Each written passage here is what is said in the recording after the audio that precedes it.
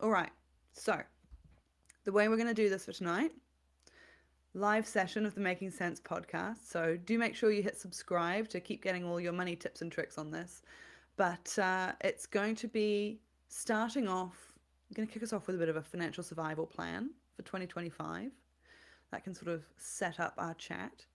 And then we'll go into your questions. Some of you have sent me questions already through Instagram and Facebook and TikTok, and love that. So I've got a few questions already good to go.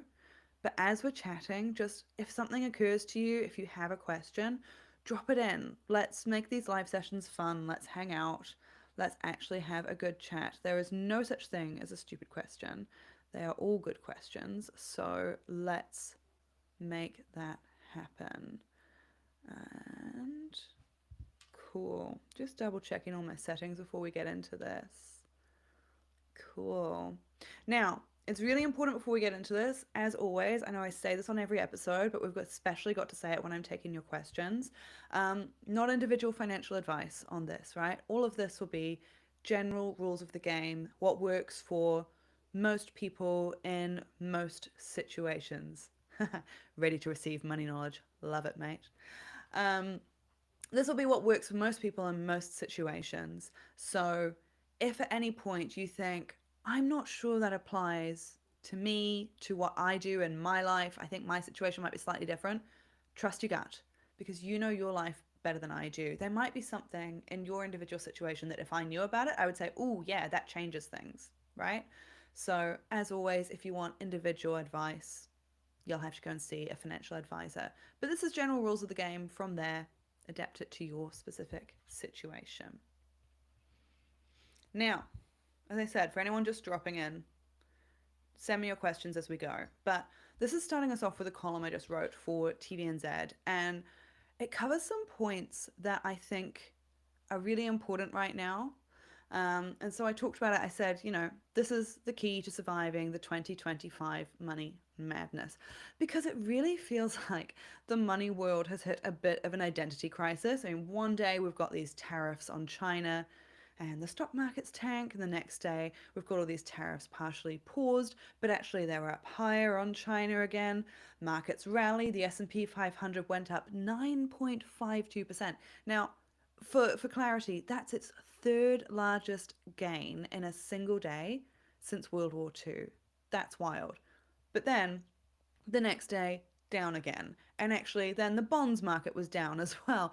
And the US dollar and all the financial experts were freaking out and saying all of that was even worse than what was happening before. So, welcome to 2025, where geopolitics moves faster than your shares trading app can load. So, what do we do when it's all getting a bit hairy out there?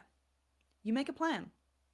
And it's a plan that's based on what you need, not what the headlines are screaming at you. Now, I understand. I am someone who has written headlines as well.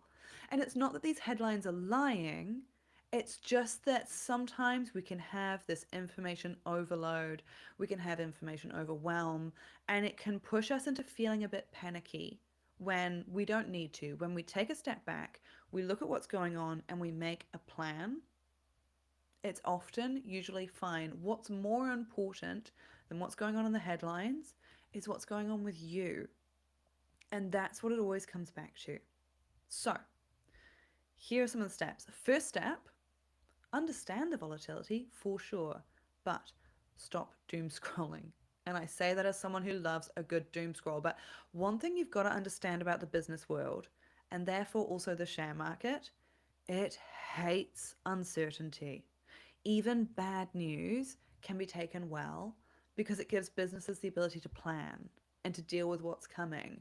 But unexpectedly slapping on these record high tariffs, followed by an equally sudden reversal a few days later, while still holding the threat of bringing all those tariffs back, that makes it pretty impossible to plan, and that is just what businesses hate the most. They want to at least know the way forward. They want to be able to switch on the GPS and know what's happening. But right now, it's like you've got GPS in a no service zone and it's sending you down these weird routes. So it's really tough for businesses to plan. That's the biggest thing freaking them out. Now, when we did the live session last week, which was, I loved it. Thank you all so much for jumping in on that. The live session last week, we had Kiwibank senior economist Mary Jo Vergara. She said, uncertainty leads to inaction, inaction leads to no activity, no business activity. And that was a really good way of summing it up. It's like everyone just freezes, they pauses, and that's killer. And she did also say that all of this could derail our economic recovery. So that's great. It's because it could spook businesses into holding back on things like spending or hiring, which all sounds a bit scary. But bear in mind, right?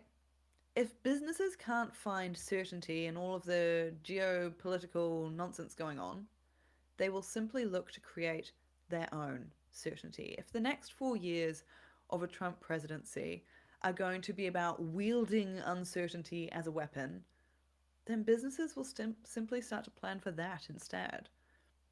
And we're already seeing these increasing calls from a lot of the business world for countries to build new trade relationships with each other, leaving out the US. Now, whether or not that happens, who knows? But there's so much talk about it. I think there will be increasing moves along those lines.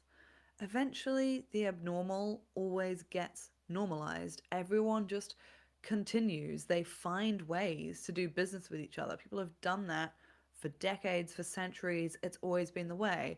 It just might be different tactics than before. You figure it out. So I think key at a moment like this, you want to be informed, you don't want to doom scroll. So try a routine like this is what I'm trying to do, for instance. Maybe check the headlines in the morning and then ignore them for the rest of the day until it all settles down a bit and you get information without the overload. That's what I'm trying to do. I'm trying to check them both ends of the day, if I'm honest, morning and evening. But the rest of the time, you can just annihilate yourself and create this panic by watching every single update. And honestly, at this rate, that update might be out of date in a couple of hours anyway. So you might as well just check in a couple of times a day and see what's going on. Now, the second thing I think you should do, ignore your KiwiSaver and your nerves, which kind of feeds into that previous point, right? The investing world often talks about the need to embrace risk if you want to make more money. Except the way that they use the word risk is not the same way as the rest of us do. They're not meaning like this is terrifying and you're going to lose your house, you're going gambling, right? That's not what they mean by risk. They just mean volatility. That's what they always go on about, which is just simply put, things go up, they go down more often, bounces around more. So this means that your KiwiSaver balance going down at a time like this is actually a feature, not a bug. It's not something where you can be like, oh my God, my KiwiSaver isn't working right now. There are ways and ways, right? But it's actually part of how you make money in the long run. But you have to hold your nerve while it's doing it.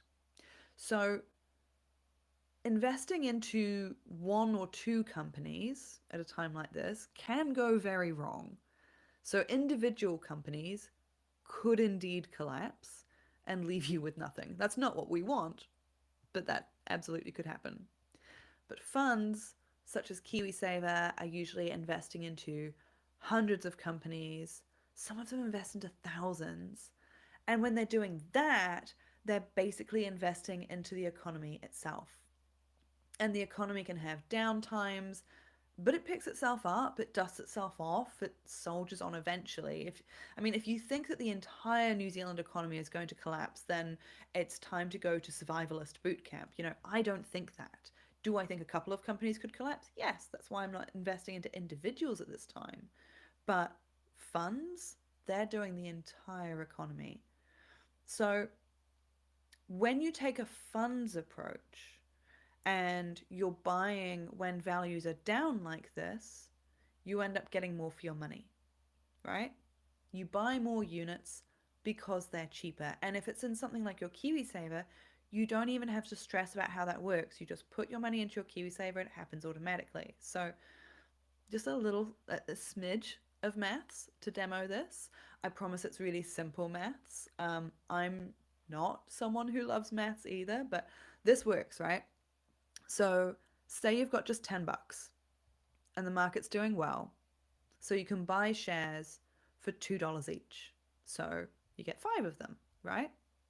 But then the market dips and those same shares drop to $1 each. So, you put in another $10 and now you're buying 10 of them. And so our brains automatically shortcut on that and think, okay, on average, I've paid $1.50 per share. But actually, because you now own 15 shares, you only invested $20. The real average price per share is $1.33. So you can see already how powerful that is. You're actually buying so much more when it's cheaper. And then you're ready for when the economy bounces back. As they always have before, businesses recover, they figure it out, they figure out new ways of making money, selling goods and services, and as things eventually recover, those businesses are then worth more, your investment increases in value. Now, funds are key to not just surviving, but actually doing well from a time like this. People talk about be a contrarian investor or buy when the market's low. When they're talking about that, they're usually talking about using a fund. And your KiwiSaver is a perfect example of it. And again, last week's webinar, right? If you haven't watched that live session, do check it out. I thought our guests brought such good knowledge. So, Aaron Klee from AMP, he pointed out most KiwiSaver members are in diversified funds already. So, even though global shares have taken a hit, bonds, infrastructure, cash, they're mostly helping soften the blow. And there was this quote from him.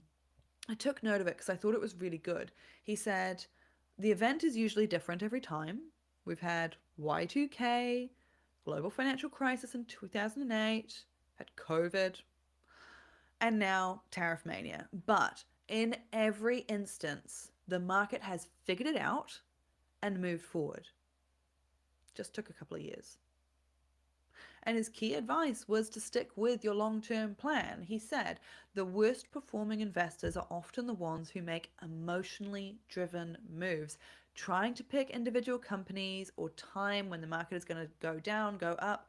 That's where people usually trip up. And it's so true. I always say money and emotion don't mix. They are oil and water. If you feel yourself getting emotional, if you feel yourself feeling upset, panicky, angry, or even the good emotions like excited, you should probably do exactly the opposite of whatever that emotion is telling you to do. Because it's just money and emotion are terrible. Yeah, I love this. This comment from Mark. Time in the market, not timing the market. You are exactly right, Mark. And hello back to you too. Yeah, absolutely spot on. That's a classic saying for a reason. Your money should be based on what you personally need and not what's happening in the markets on any given day. I often talk about the money timeline where if you need the money in about a year, then that's probably cash savings. If you need the money in less than 5 years, then maybe term deposits or bonds. 5 to 10 years, that's your investing money. And that doesn't really change. Whether the market is doing well, whether it's up, whether it's down, it's more about your personal money timeline of how long you can leave the money there, because that factors in all the things like this. Successful investing is a long term play. Money in the share market should be able to stay there 5 to 10 years at least. And if you need it back before then, probably shouldn't be in the market in the first place. It's really easy to say now that we're already in the dip, but this is the thing to remember in good times and bad. And you don't need to make changes based on what's going on week to week, right? So we're hooning through some of my money survival advice here in this live session, Making Sense podcast. Do hit subscribe if you're not already subscribed and make sure you stay up to date on everything that's happening with your money. But also, if you're part of this live session, not just listening to the replay, if you're part of this live session, drop your questions into the chat. If anything I've said, you have a question, a thought so far, drop it in, or even anything else to do with money. But if this is sparking thoughts for you, drop it into the chat and let's make the most of this time together. All right, hang on and let me double check where we're at. Cool. Right. So, interest rates are also dropping, which is a whole nother factor to this, but it is something that we can use in our favor. Use it wisely. So, adding to all the maelstrom, we've got cuts to the official cash rate, the OCR, and there are more cuts forecast, right? So, good news, bad news on that front. The bad news being that all of the other stuff I've talked about so far has meant that that could hurt our economy and maybe push us towards recession, into recession. Nobody knows until it happens, but that can happen.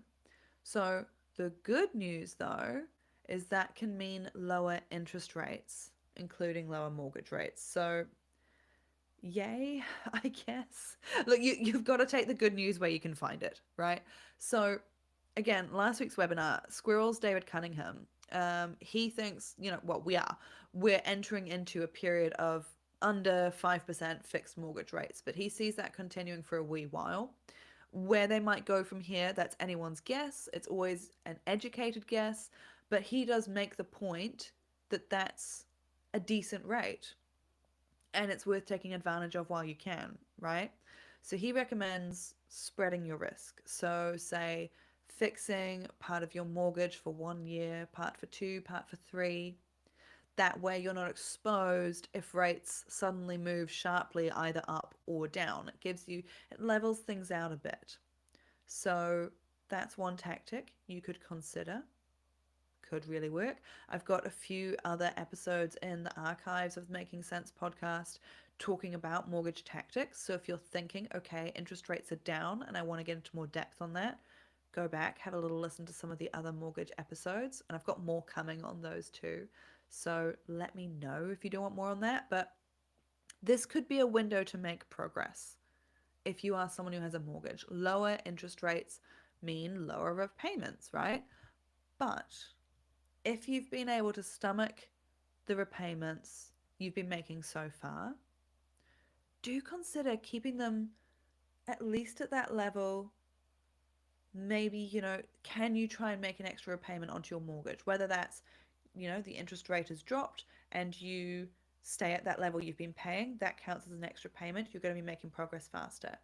Or try a tactic such as you pocket 50% of that saved rate and you keep the other 50% of that saved rate as an extra payment, right? You would have your mind blown on how fast a little extra payment can get you mortgage free, right? People never believe me that $20 a week extra on the mortgage is not just worth it, but incredibly worth it. Sometimes that's all you need. When I got into my first home, and bearing in mind an extra payment will make the most impact towards the beginning of the mortgage because that's when you've got the most fees and interest stretching out in front of you, right? Where a mortgage really kills you is that you end up paying twice. So once is the agreed price of the house that you said, okay, I'm going to pay you $800,000 for this house, right? But then you'll often pay that same amount again in all the interest and fees over the life of the mortgage because that mortgage is going for 30 years. That interest rate builds up to a huge amount, so it's often double. But when you make a normal mortgage payment, you are paying both the amount you were loaned in the first place and some interest. When you make an extra payment, you are paying off just the amount you were loaned and you are saving all of the interest and fees it would have cost you. So $1 extra is worth about double, which is an incredible interest rate saving. Like that is better than most investments. So when I had bought my first home and I got this little cost of living pay rise, it was tiny, it was about $20. And I thought, okay, how can I make the most of this? How can I try and get ahead of this? And I thought, what if I put it on the mortgage? Would that even be worth it? And I just Googled mortgage calculator. And up one popped, and I just put on the amount I was putting onto the mortgage at the moment. And then it was a 30-year mortgage. And then I just increased that by 20 bucks a week, you know? How much would that save me in time? And the mortgage calculator came back and said, yep, that'll wipe 5 years off your mortgage. So from 30 years down to 25. 20 bucks a week got me mortgage free 5 years earlier. Mind blowing. And so I thought, okay, well, I know my husband would love to be mortgage free too. So would he do that with me? Would he match me the 20 bucks? And so I put, what happens if we do 40 bucks a week extra on the mortgage? And that wiped off 8 years. Now, it's different from the 5 years because of the impact of those fees and interest over time, right? That's why we Google the mortgage calculator, because it does all the fancy maths for us. We don't want to be doing that. But it does that automatically for us, and that was 40 bucks a week, an amount you could spend on brunch so easily, was getting us mortgage free 8 years earlier out of a 30-year mortgage.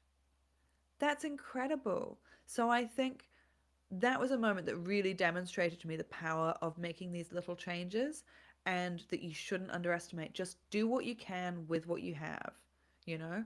Don't trick yourself into thinking, oh, it has to be this huge big change or nothing. You can get so far with 20 bucks. You can get so far. All right, some great questions coming through, team. I love that. I will come to those at the end. I see them and I will definitely answer them. Cool. Keep them coming. And I will come to your questions soon. If you have to step away for whatever reason, you can always come back to the replay of this. I will make sure I do answer your questions, okay? All right. Now, the other point I want to make for uncertain times like these, use uncertainty as a check-in point, but not a panic trigger. So when we've got headlines screaming crisis, the temptation is to react fast. You want to feel like you're doing something and stay ahead of it and beat the crowd, but you're already in the crowd. By the time it's hit the headlines, you're not going to be ahead of it. It's too late. You're already in it. You can, if you want, take a moment to reassess your goals and what you're aiming for.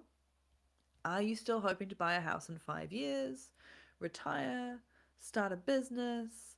Have you set up a plan that you're hoping will get you there? Have you already thought, okay, I want to have my KiwiSaver conservative or growth? I want to be investing inside or outside of KiwiSaver. Have you thought these things through? How far away are you from that plan kicking into action? Now, your money should work for you in a way that already factors in the unexpected. All of the tactics we talk here on making sense are already built to help you factor in things like this happening unexpectedly. And that is why we say that investment money should be for money you don't need for 5 to 10 years. That's why your KiwiSaver should be in conservative if you're planning to use it in the next year or two, because that lets you plan for these things happening. You know, the market can move really quickly, and you always want to factor that in. It can move faster than you can react. So if your goals are still a few years away, you're thinking, I'd like to buy a house at some point, but not yet, it's 5 years away, cool. Then this probably doesn't impact those goals. Meanwhile, if you are pretty close to it, then you then need to be thinking, is my money protected? Did I already plan for this? If it's not, do I need to push off those goals, or do I need to talk to someone about what I do? I think the important thing is fear doesn't need to derail a long-term strategy. Your goals probably haven't changed. There's just all of this noise going on, and this is a key life strategy. Block out the noise. Now, this last point, this could be slightly depressing. I don't like to be the bad news fairy. We like to keep things positive here. But I think what's important is that we look at things with clear eyes and we make a plan based on what could be coming next. We don't have to pretend bad things aren't happening. We just need to look at it and go, oh, not great. Here's how we're going to handle that, right? So this last point I think is really important. Diversify your income, or at least your skill set.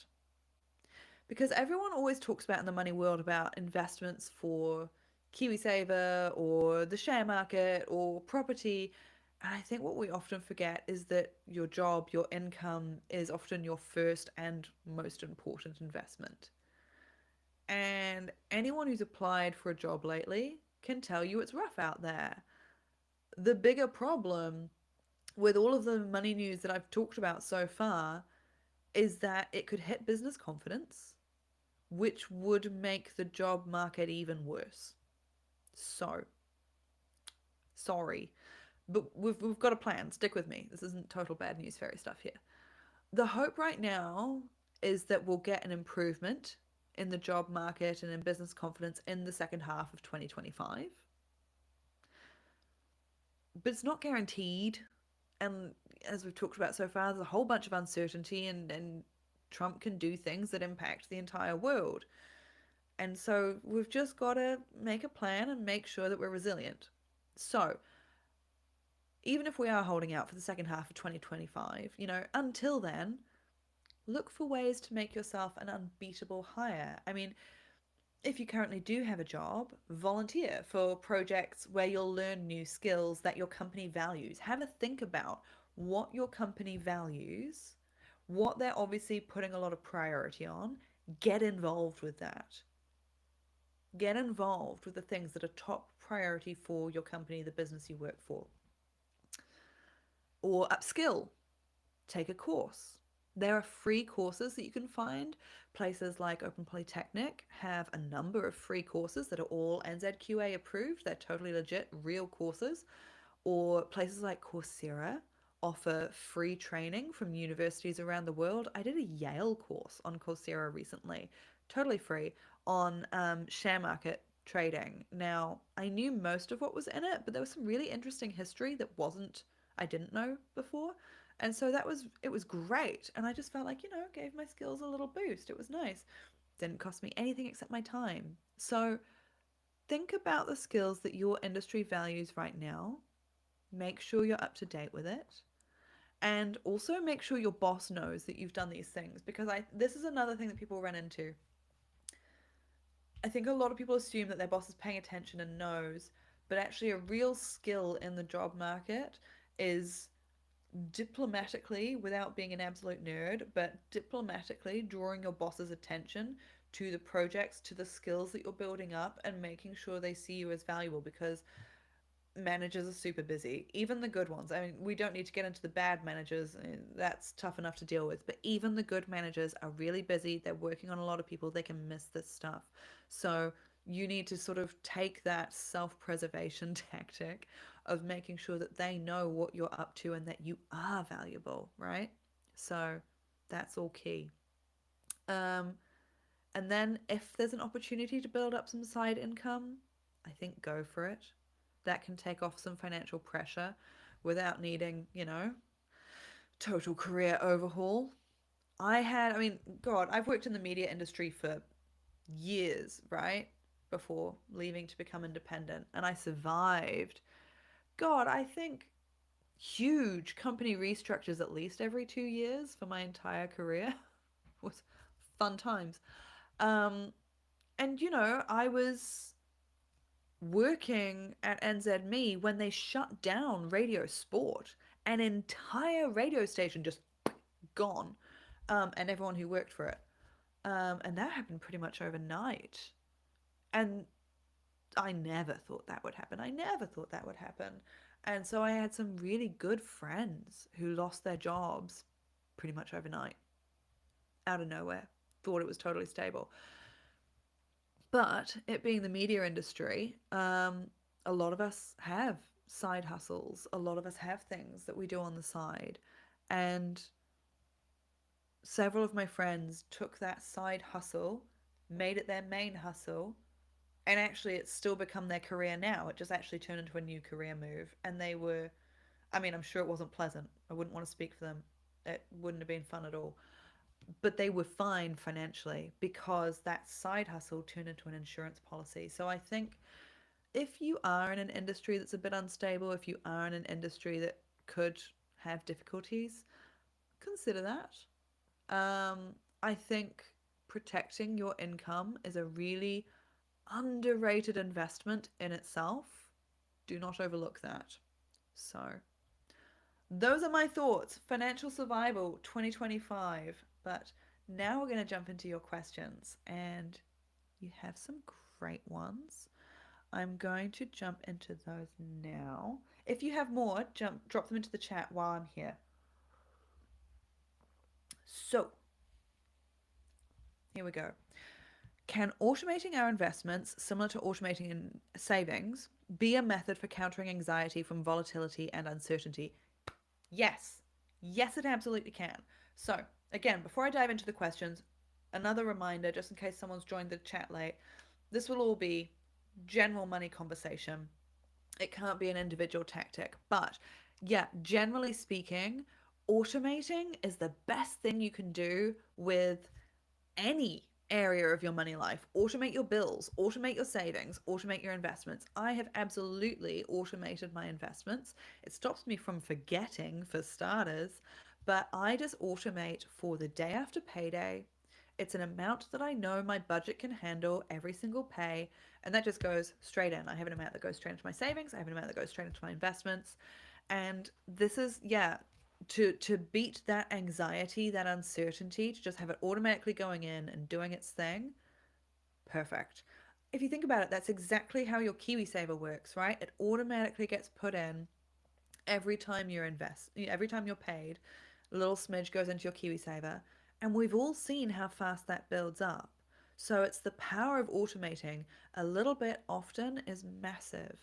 If you are feeling anxious, I think having a little bit going in regularly, you've already decided to do it, you can just have it going in, doing its thing. You don't have to look, you don't have to be checking your balance, you don't have to be freaking out that it's down more.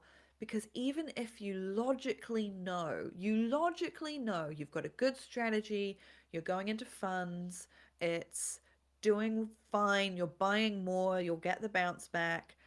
Even if you logically know that, if this is the first dip you've gone through, it's gonna suck. Nobody likes the first few dips. Nobody enjoys it. The logic of it is one thing, you're gonna feel like you hate it though. I hated my first one too. Nobody enjoys it. So having it automated so you don't have to look is really, really powerful. And then you'll come out the other side, you'll see what went well, what didn't. Hopefully it all went well. And then when the next dip happens, you'll have that muscle memory of, I've done this before and it was fine. And history doesn't repeat, sure, but it rhymes. Anytime there's a crisis like this, they're pretty similar to each other. And so you'll have that muscle memory of, I've done this before, it was okay. So yeah, I think automation is great. It's what I do with as much of my finances as I can. It's really good. Um, that is a very interesting question that I would have to look into more. So, what are your thoughts around tracking the price of gold through ETFs versus physical bullion or jewelry? Is it similar to having money in bonds in the way that it's less risky? I think gold gets overhyped as a safe haven. I don't know that it is that much of a safe haven. It still bounces around in value quite a bit. Um, but, but it does work. In terms of the tracking the price ETFs versus physical bullion, I'd have to bring on an expert onto the podcast to talk about that. I don't know that I have thoughts on that. Would you be interested in a gold episode? If enough people are interested in it, I'll look into it. I've looked into gold before. My problem is it's really hard to find an expert who isn't, because gold is so specific, often anyone I can find who's an expert specifically sells gold. Now, I know I bring industry experts onto the podcast and they're so valuable and they're so wonderful. But usually, if I try to talk, like there's an episode back in the podcast archives about should you invest inside or outside of KiwiSaver, and the person I brought on to talk about it had investments that did both, right? He managed investments that did both. So he doesn't really care if you invest inside or outside of KiwiSaver. he'll do either one for you, which is really important. So then he can just, there's no skin in the game for him to recommend one over the other. Whereas I have struggled to find a gold expert who isn't just trying to sell you gold. But if enough people are interested in it, I will do better and find someone on that. So message me if you would like a gold episode. Okie dokie. Oh, this is a good one. Could you please explain the differences between ETFs and index funds? Based on the investing options in New Zealand, is one going to be better than the other? So, let me see how I do on. This is quite a nitty gritty question. For the most part, when people talk ETFs and index funds, they're referring to the same thing. We often, when we talk about investing, just chatting between friends, we'll often say one as meaning the other, but they are different. They are different. So, an index fund is a fund that invests on just a simple rule, and it's usually controlled by a computer. It happens automatically. It might be things like the NZX 50 is the top 50 companies in New Zealand, or the S&P 500, top 500 companies in the US, and it all happens automatically. Now, an index fund, usually it might be controlled by a certain company or whatever. It's often you will invest into that once per day. It might be cleared at a certain time per day. So you say at 7 in the morning, I want to invest in the S&P 500. Computer says 3 p.m. All the people who want to buy and all the people who want to sell, that all happens. Done, right? An ETF is an exchange traded fund. And when these were invented, it made investing so much easier. So, an exchange traded fund is registered on the share market in the same way as a company is. So, you can buy and sell it instantly. It doesn't have these loading times. It is the way that you invest into a fund. Now, usually an ETF is the way you invest into an index fund. You can invest into certain index funds just through the company that controls it. If you say sign up to a certain investing company and say, I like your index funds, or you can invest using a share trading app that says we've got all of these ETFs that let you invest into this index fund. So it is a way of registering an index fund on the share market and making it easier for more people to invest into it. But here's the trick. Not every ETF is an index fund. Most of them are. But some of them are a managed fund, which is when you've got people involved and higher fees. Every now and then, a managed fund uses the ETF structure to invest. I hope I'm not getting too deep for you here. I'm sorry if I've lost you. Tell me if I have. So, the ETF is how you invest into it. It usually then goes into an index, but double check. It will say in the product statement if it's an index fund or a managed fund. Double check it because every now and then it's a managed fund and that will cost you more money. You'll see it in the fees. That should all be up front. So, yes, coming back to is one better than the other? Well, an ETF is easier. An ETF is available almost everywhere on all the different share trading apps, on all the different companies. An ETF is easier.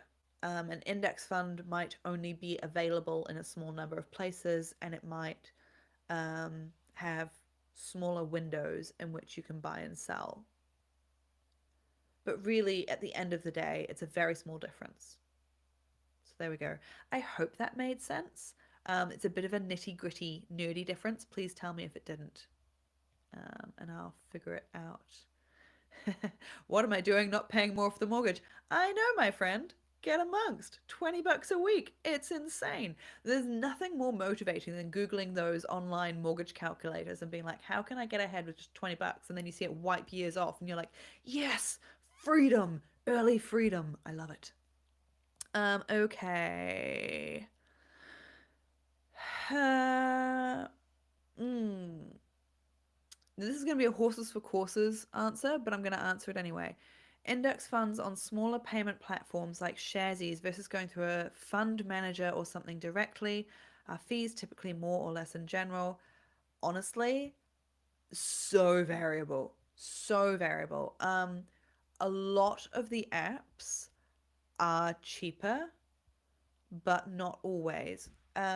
As a general rule of thumb, the more you remove people from the equation, the cheaper it gets, because you're getting less services.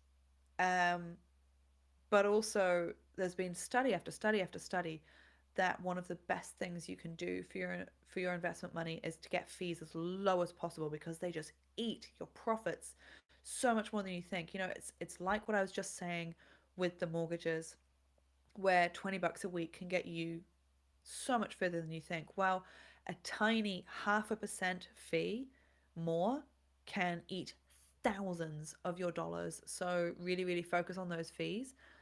Generally speaking, the apps are cheaper, but not always. And it's actually kind of hard to compare them. They don't make it easy.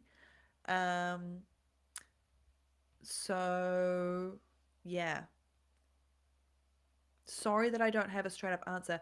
In my course, Investing Made Simple, I did go through and compare them all, and I have to check that again every time because they're all constantly changing their fee structure, and it is a huge pain in my butt that takes me like a week solid of work to get that ready for the course students every time. So yeah, generally speaking, look for ones that have removed people from the equation as much as possible.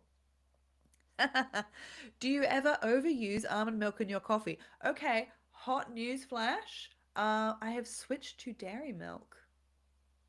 I know. Big call. Um, I've gone dairy. I live in the Waikato, and we do have the very, very good local farmers here. I now get milk delivered to my doorstep from local farmers. I'm going full crunchy over here. So, but yeah, do I overuse milk in general? Yeah, absolutely. I think most of my drinks are about 50% milk. Him. Ah, should I invest little amounts across multiple funds versus a larger amount into one or two? Does spreading it out to increase diversity with more companies across multiple countries slow down the growth? This is a brilliant question. This is something that can trip people up. So we talk about diversify. Don't put all your eggs in one basket, right? And an easy way to achieve that is investing through a fund. So far, so good, right? A lot of these funds have similar companies in them. So if you put your money into, you're like, okay, I know I need to diversify. I'm going to pick 10 different funds. Well, double check what they're investing in because you might just be investing into the same companies through different funds. And all of these new funds are actually increasing your fees. And again, remember the fees are super important. So you for my money, from my strategy, and again this might be different for you, see a financial advisor if you're not sure, but two, maybe three funds, that can be all you need. A good global fund can be a great idea. If you have some special interest areas that you think are really good, you really believe in technology, so you want to get an index fund that is focused on those tech companies, cool, man. You do you. Invest according to your priorities. Um, but yeah, you can overcook it and end up paying more fees if you go for too many funds. So it's a balance. You want to have some good funds that have a lot of different companies in them, but you don't want too many funds and end up accidentally investing into the same thing like 5 times through different structures. Yeah. Oh, excellent. The index fund versus ETFs. The response was, "The information is great, thank you." Good, I'm glad that made sense. Sometimes I get into the weeds in my own head, and especially when I'm answering off the cuff like this, I don't have time to go back through and reread my writing and be like, did I make sense or did I just blur a whole bunch out, you know? Cool. So, oh, this was a really good one that came through Instagram. I have financial paralysis. There's so much information. Where do I start? I know I need to start at the beginning, but where's the beginning? Which I get, that was me. That was me when I started this journey. So I so get you. Um, and I think you just start. I think the fact that you are obviously following me on Instagram, you are hopefully also watching, listening to this podcast too, whether it's on the replay or whether it's live. I think you're already taking those steps to start to expose yourself to money content. And I think at the beginning, that's all you need to do. You don't need to be jumping straight in and being like, I need to invest right away. I need to save right away. I need to get a promotion right away. Like, just take the pressure off yourself and start to figure out the lay of the land first. So, by following accounts like mine and just getting a bit of a hit of information as you're scrolling and then moving on with your day, great, cool. You've got a snippet of money information and you're moving on. And then listening to the podcast and hopefully listening to me having a chat with people who are doing interesting things. You pick up one or two little tidbits every time you're like, oh, I didn't realize you could do that, cool. And you carry on with your day, and just letting it be water on a rock for a while. Just drip feed it through, carry on. You just pick it up. That is exactly what I did when I was walking to work. I'd chuck on a money podcast. By the time I'm walking back from work, I don't have the brain power left for that anymore. I'm listening to celebrity gossip. You know, just let it fit into your day, let it be part of your life. And as it sort of starts to percolate through, you will notice things in your own money life and you will start to be motivated to make changes. But you don't have to start at 100 miles an hour. You really don't. Just, yeah, stick around. We'll talk about it. You'll figure things out. And as you're going on that, you will start to find it making more sense. But yeah, give yourself just exposure therapy, you know? Um, let's finish on a fun one. Who is Banana's favorite human? Me. It is always me. There is absolutely no contest. I am Banana's favorite. I don't even have to pause for a second. It's me. If you're new around here and you don't know who Banana is my idiotic tabby cat. I have two cats. Um, Archie is all brain, and actually he does have a little bit of heart, but it's just hard to find. He's mostly a very clinical, beautiful boy, but he'll love you if you deserve it. Meanwhile, Banana is the absolute opposite, and she is all heart and no brain. God bless her. But she was the world's most anxious baby for a very long time. And when she was this tiny little kitten, I was just determined to calm her down, make her feel safe. And I was a little bit too successful in that she trusts me with her life. She trusts me too much. I have to be very careful. She won't move out of the way because she just trusts that I'm going to go around her. And that's all well and good unless I haven't seen her because I'm doing something. Um, and she is just obsessed with me. But the oldest child is starting. He's starting to make inroads there. She's starting to trust him. He's 3, so he struggles with making sure he's gentle enough. He gets a little over enthusiastic on the pats, but she's warming up to him. So maybe in the future, my oldest child might give me a run for my money. But until then, yeah, no, I've there's no competition. Oh, sorry, there is more here. I think I'm overcooking it with the funds. I have way too many. Well, there you go then. Have a little reassess. No rush on it because obviously the market is down at the moment. So you don't need to worry about going too fast while things are like this. But if you're shifting out of one lot of shares into another lot of shares, it doesn't actually make that much difference, to be honest. So, yeah, maybe have a reassess, check what's in your funds, see what's there. Um, Ooh, okay, yeah, I will because I did not see this question. We'll finish on this one because this is a nice curly one. How do you deal with people when you are getting financially secure and don't have to work as much, um, without sounding smug or they're getting jealous? Money is tricky on that one, right? When there's an obvious discrepancy between where you are and where other people in your life are, and you might have started out at very similar places, um, and you're no longer in very similar places. Some people in your life will be really happy for you. Some people will feel uncomfortable. And sometimes it's jealousy, for sure. Sometimes I think also it makes people feel defensive because they might have made different choices than you made,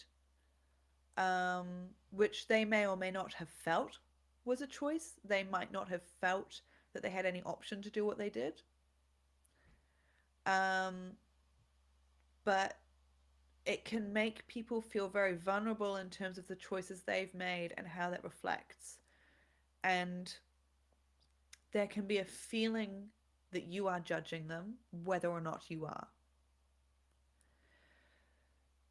I often think if there's a big income divide, it's up to the person with the higher income to try and cross that divide because you're the one with more resources.